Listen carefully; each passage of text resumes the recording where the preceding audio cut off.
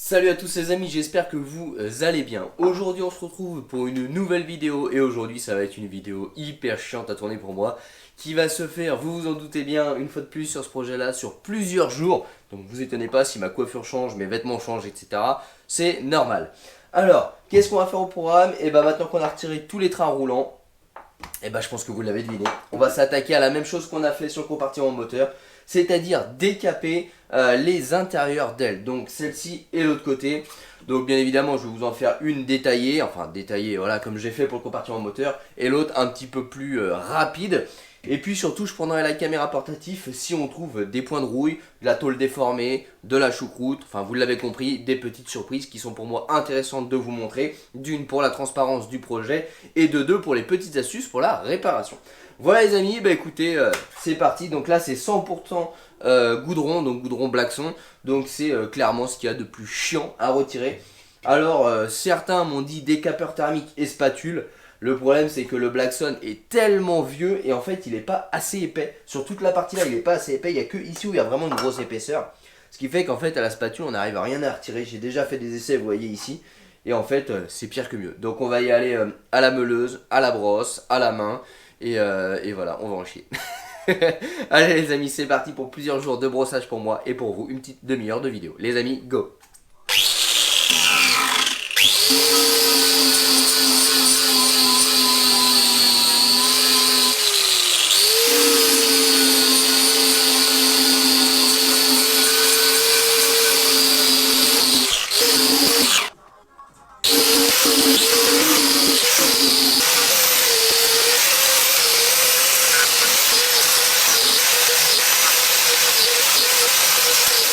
Bon les amis, ça s'annonce assez complexe, hein. Vous voyez, j'ai pas fait grand chose, juste ça. Et regardez un petit peu la fumée qu'il y a dans le garage. Alors je sais pas si à la caméra vous vous rendez bien compte, mais je suis totalement fumé. Ça c'est la fumée toxique, donc je vais grand ouvrir.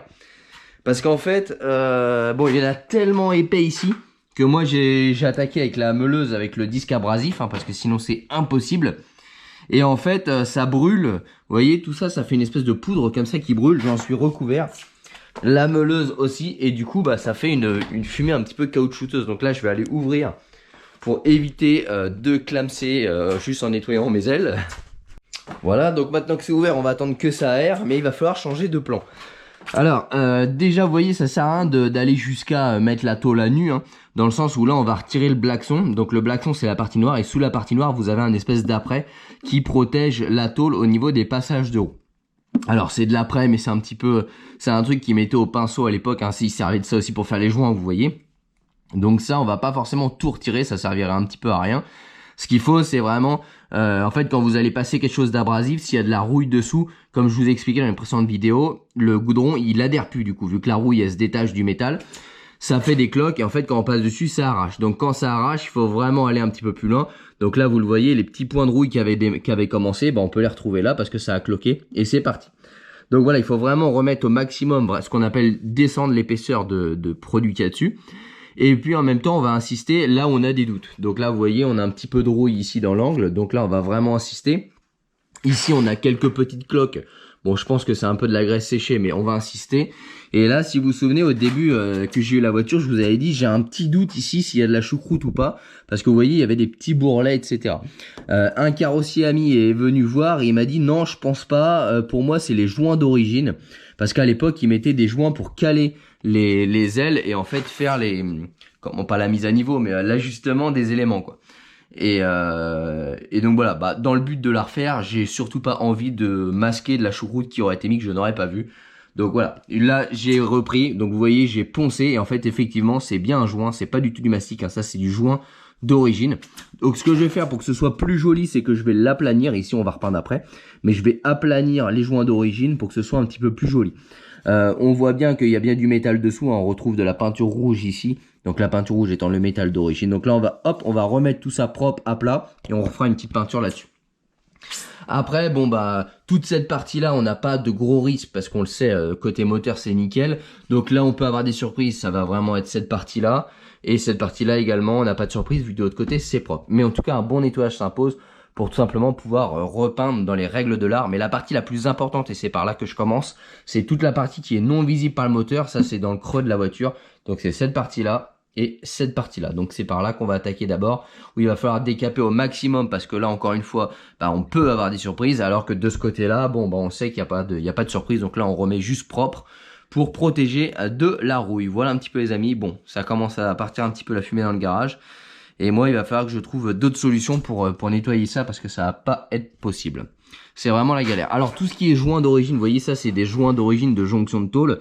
Alors bien évidemment si je découvre de la rouille je le retirerai, mais je vais essayer au maximum de les laisser parce que je trouve que ça fait un petit peu du charme à la voiture de laisser les joints d'origine. Là ici je le retire parce que c'est vraiment pas joli, dans le sens où c'était pour ajuster l'aile, mais depuis les bas de caisse ont été refaits, etc. Donc en fait ça sert plus à rien, ça gêne plus qu'autre chose.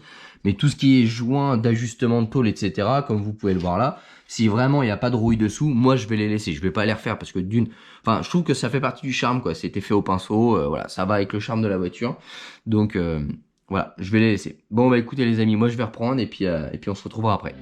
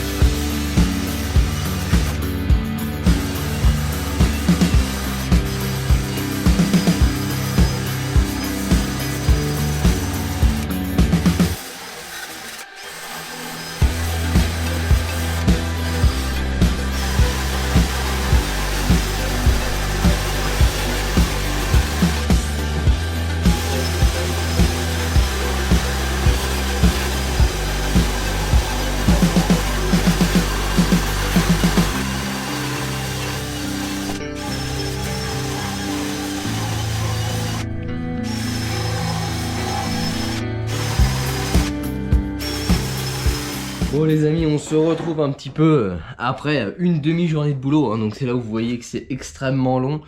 Je vous montre quelques petits endroits, comme je vous expliquais en début de vidéo, où quand il y a de la rouille, en fait, la matière qu'il y a dessus, hein, donc voilà. Sur les passages de roue, je pense qu'il y a eu une espèce de mastic d'époque appliqué, et ça a été reblacksonné par-dessus quand ils ont passé la voiture en noir. Vous voyez, la couleur, c'est pas du tout la même. En fait, c'est exactement la même matière qu'on a sur les joints de tôle. Donc je pense que ça devait être la même chose qu'ils mettaient un petit peu partout à l'époque. Et en fait, bon, vous voyez, il y avait vraiment aucune corrosion, hein. J'ai vraiment tout gratté, etc. pour vraiment avoir un bel aperçu du métal qui se trouve dessous.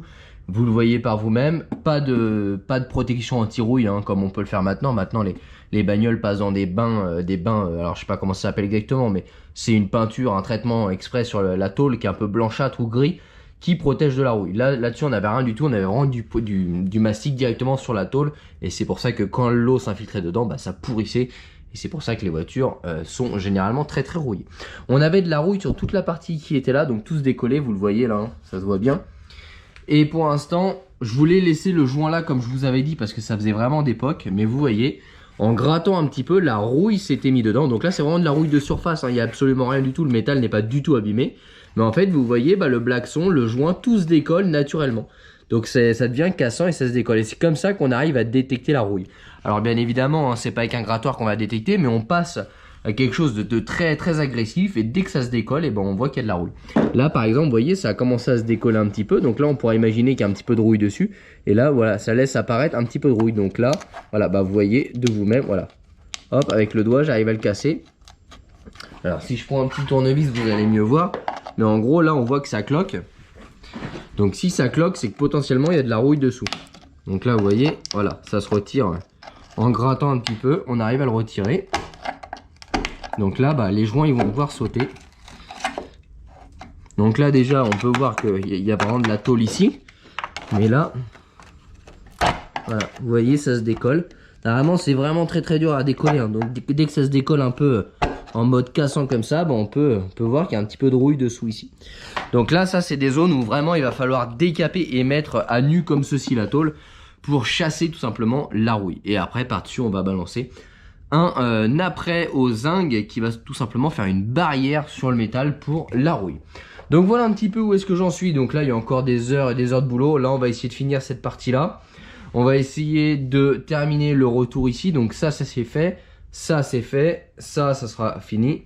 Et après, on va s'attaquer vraiment à la partie intérieure. Donc là, on n'a même pas fait un tiers du boulot, hein. Là, c'est juste la partie visible. Mais là, on va laisser... Donc ça, je laisse parce que c'est du joint. Donc là, on va laisser un petit peu les joints d'origine.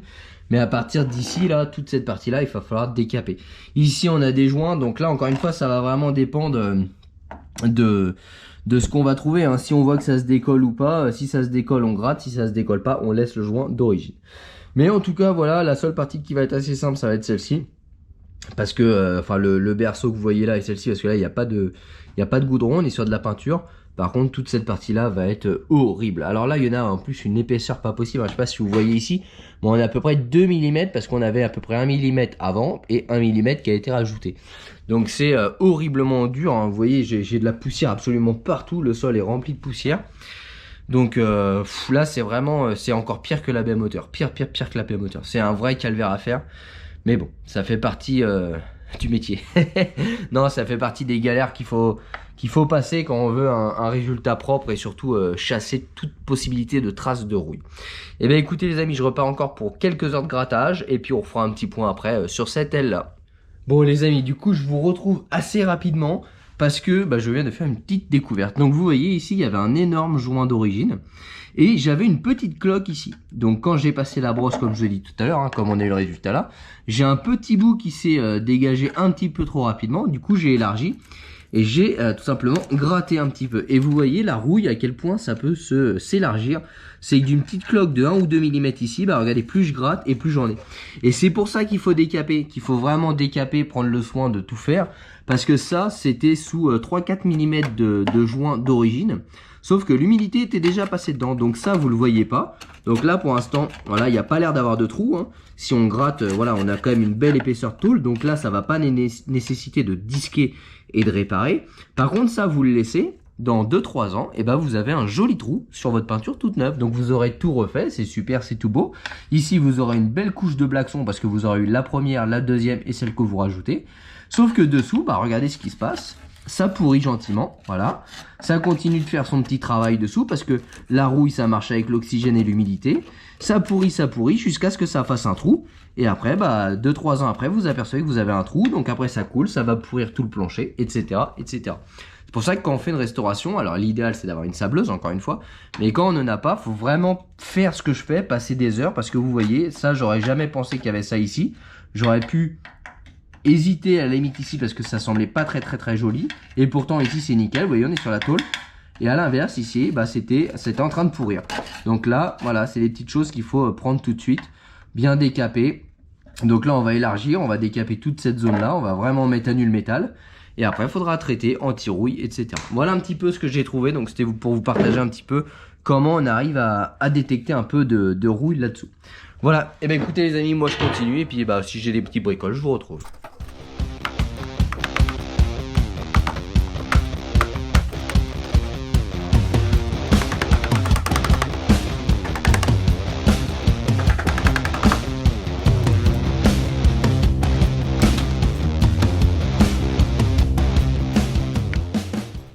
Bon les amis, vous voyez, on se retrouve.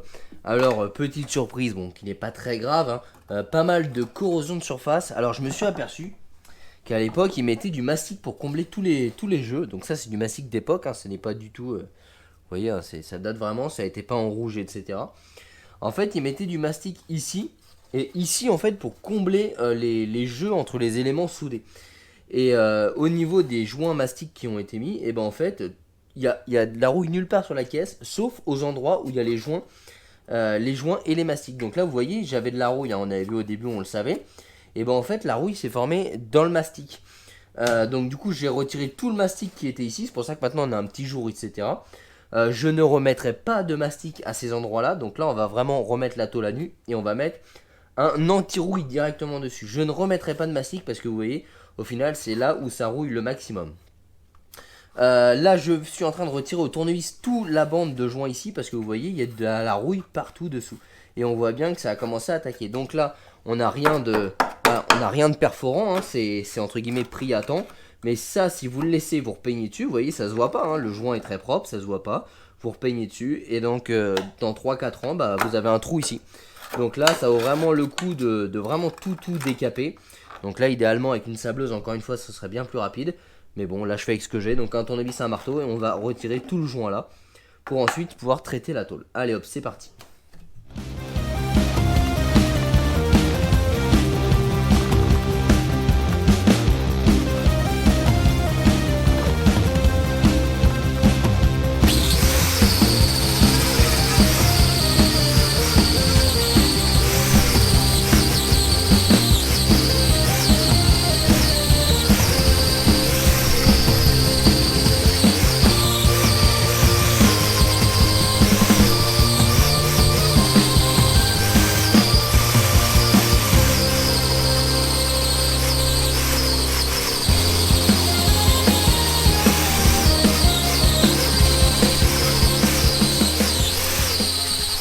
Bon et bien voilà les amis, on se retrouve après, alors pour vous c'est quelques minutes, pour moi c'est plusieurs jours.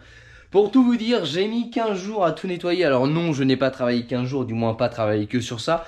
Vous voyez, depuis j'ai travaillé un petit peu sur le garage, etc. Tout simplement parce que l'hiver arrive et je voulais pouvoir bénéficier du poêle. Donc j'ai remis l'électricité, etc. Bref, c'est pas ça le sujet, ça on en parlera si vous voulez en live. Mais je viens de finir tout simplement le décapage de toute la face avant de la R5 Alpine Turbo. Alors franchement, vous voyez, j'ai pris ma douche avant de finir cette vidéo là.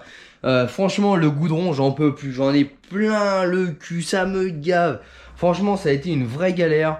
En gros, pour bien décaper, je vais vous mettre un peu de lumière, etc. Mais pour bien décaper une aile, c'est 3 jours de boulot à la perceuse et brosse. Alors encore une fois je vous remercie, vous avez été très nombreux à me donner des conseils, décapeur thermique, acétone, white spirit, laisser imbiber, etc. Franchement j'ai tout essayé, il n'y a rien qui marche. C'est une vraie galère, il n'y a rien qui marche, mis à part prendre des brosses dures et la visseuse.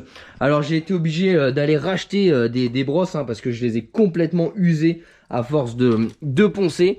Donc j'ai utilisé 4 brosses, mais en fait le gros problème c'est que ça m'a pris plus de temps à faire les ailes que le compartiment moteur, parce que là il y avait qu'une fine couche de blackson, alors que là c'était mais très épais. On avait 1,5 cm de blackson d'origine, je précise, ça n'a pas été choucrouté, c'était vraiment d'origine.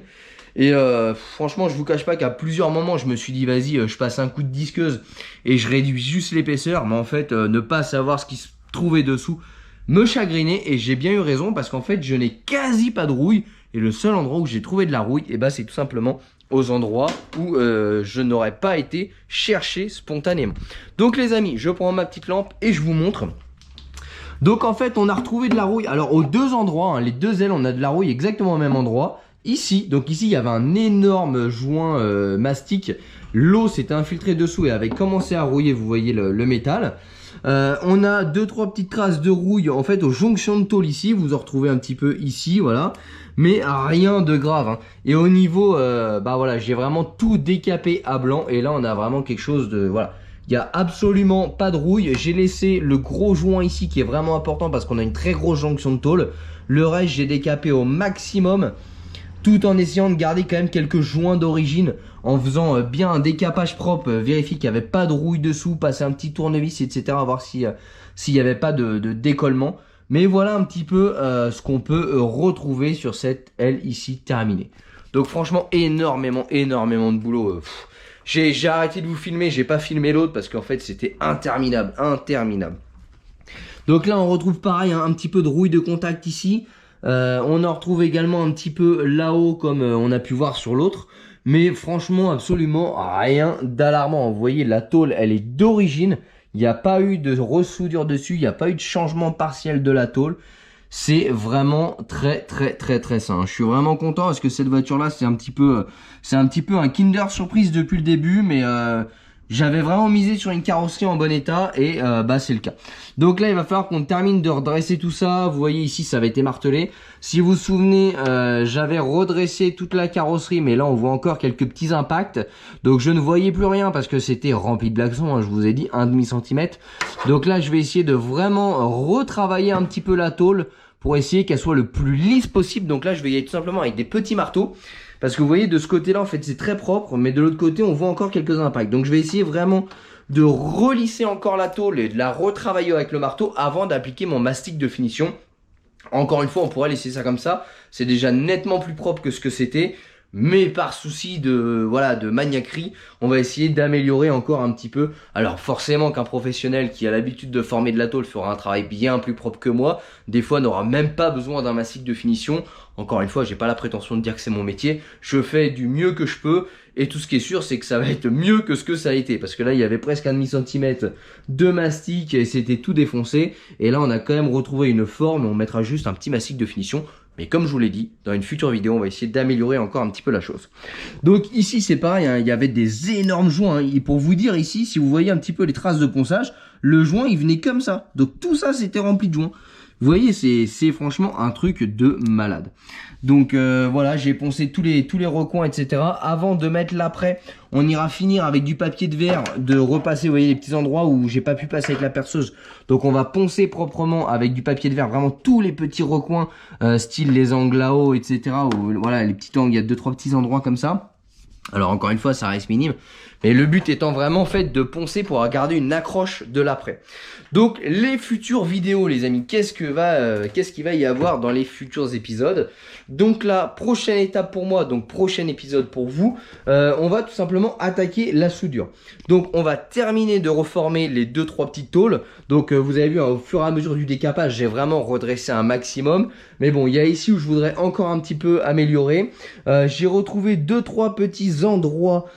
C'est dessous ici où voilà il faut que je reforme. On a une petite bosse ici et ici en fait j'ai encore un petit creux, je sais pas si vous voyez. Donc voilà, on va terminer de reformer un petit peu toutes ces tôles là. On va ressouder, si vous vous souvenez, la face avant, donc qui avait été tout simplement dépointée. Vous avez notamment un point ici, on voit il a sauté. Donc on va essayer de vraiment ressouder toute cette demi-face avant qui navigue et qui se balade. On va redécouper propre le tour parce que ça avait été martelé. Et là je pourrais pas reformer ce qui reste, donc on va découper. Bon on parle de 2-3 mm, hein, mais vraiment voilà, faire quelque chose de très proche, de très propre et fini.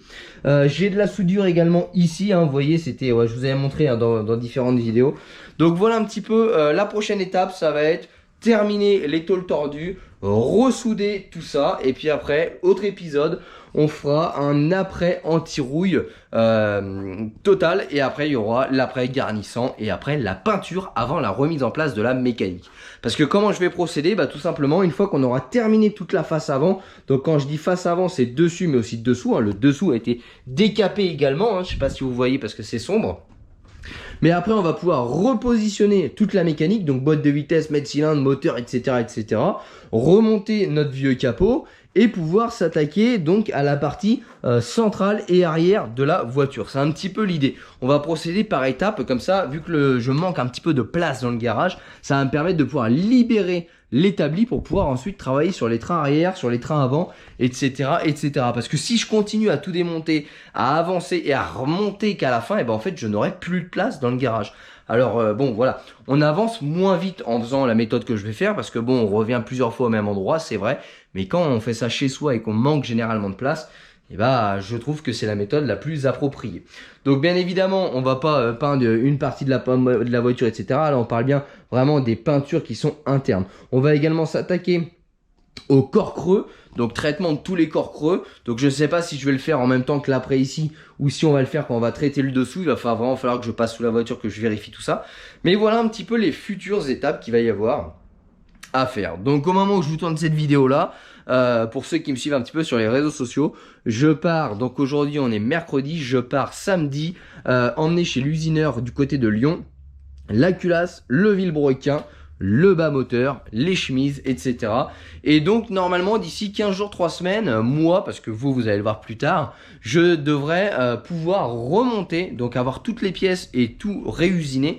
Je devrais pouvoir remonter ce moteur et donc m'attaquer à la boîte de vitesse. Une fois qu'on aura fait moteur, boîte de vitesse, on pourra commencer à faire tous les accessoires style alternateur, démarreur, etc. Parce qu'on va vraiment encore une fois tout repeindre à l'époxy et commencer le remontage dans la voiture. Voilà les amis, bon j'espère que ce petit épisode vous a plu malgré que ça a été une grosse galère pour moi, que j'ai pas pu vous faire beaucoup de prises de vue parce qu'en fait quand je ponce le goudron et le... Alors il y a deux trucs, il y a un mastic, un goudron et j'ai même l'impression qu'il y avait une peinture goudronnée un peu dessus, ce qui fait que plus la perceuse allait vite, plus ça chauffait, plus ça me collait. Bref, j'avais la gueule noire, j'en avais plein les mains, je pouvais pas utiliser les caméras, etc. Donc ça a pas été franchement très pratique pour moi de vous filmer et je m'excuse, mais encore une fois, si j'aurais eu une grosse surprise, une soudure, un truc vraiment caché, j'aurais pris la caméra et je vous aurais montré. Mais là, aucune surprise. Et à l'inverse, qu'agréablement surpris parce qu'on a 2-3 petits points de rouille où on a eu raison de décaper la carrosserie pour justement que ça reste que superficiel, traité et qu'on n'en parle plus, parce que ce genre de choses, si on ne l'aurait pas traité, donc pas décapé, on ne l'aurait pas vu, on ne l'aurait pas traité, et dans quelques années ça aurait fait un trou, et là ça aurait été bien plus dramatique que ça. Donc voilà, pour moi c'est totalement obligatoire de passer par cette étape de décapage, même si je pense que absolument personne aime faire cette étape là.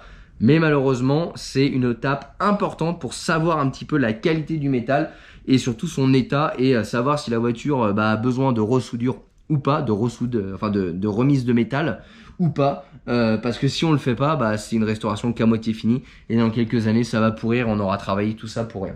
Donc voilà, faut être maniaque, faut prendre son temps et une restauration ça se fait pas en 2 semaines. Les amis, j'espère que ça vous a plu quand même. N'hésitez pas à nous rejoindre sur les réseaux sociaux, Facebook et Instagram, tous les liens sont en description des vidéos, hein, comme à chaque fois, pour suivre en avant-première un petit peu ces vidéos là. Et n'hésitez pas non plus à vous abonner à la chaîne YouTube en bas à droite également de la vidéo pour tout simplement recevoir les notifications des futures vidéos sur cette R5 Alpine Turbo ou peut-être sur la Panamera et plein d'autres choses. Les amis, un grand merci d'avoir suivi cette petite vidéo et on se retrouvera très bientôt. Les amis, ciao!